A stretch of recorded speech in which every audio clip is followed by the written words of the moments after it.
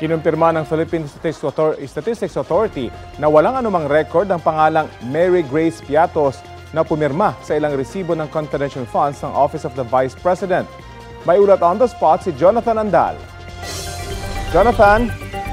Rafi, walang birth certificate, walang marriage certificate at kahit pa death certificate na nakapangalan sa isang Mary Grace Piatos. Yan po ang sinabi ng PSA o Philippine Statistics Authority sa ibinigay nilang certification sa House Committee on Good Government and Public Accountability na siyang bumubusisi sa confidential funds ng Office of the Vice President at Department of Education sa pamumuno ni Vice President Sara Duterte. Pero sabi rin sa certification na pirmado ni Undersecretary Claire Dennis Mapa, kung mayroong dagdag na impormasyon pa gaya ng pangalan ng magulang ni Mary Grace Piatos o petsa at lugar na mahalagang pangyayari sa kanya, pwede nilang hanapin pa ito ng husto sa kanilang Civil Registry System database. Si Mary Grace Piatos ang nakapirma sa isa sa daan-daang acknowledgement receipt o resibo na ipinasa umano ng OVP sa COA o Commission on Audit para ipaliwanag kung paano nila ginastos ang kanilang confidential funds noong 2022.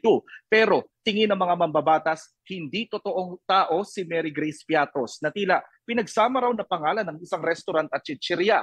Kung matatandaan, nag-aalok ng 1 milyong pisong pabuya ang mga mambabatas sa sino mang makapagtuturo kay Mary Grace Piatos. Sabi naman ng isa sa mga staff ng OVP noong huling pagdinig ng Good Government Committee, may mga apelyedong Piatos sa Davao. Si Congressman Raul Manuel ng Kabataan Party List, sinabi sa isang press con ngayong umaga na patunay ang PSA certification na nag-imbento lang ng resibo ang opisina ng Vice Presidente.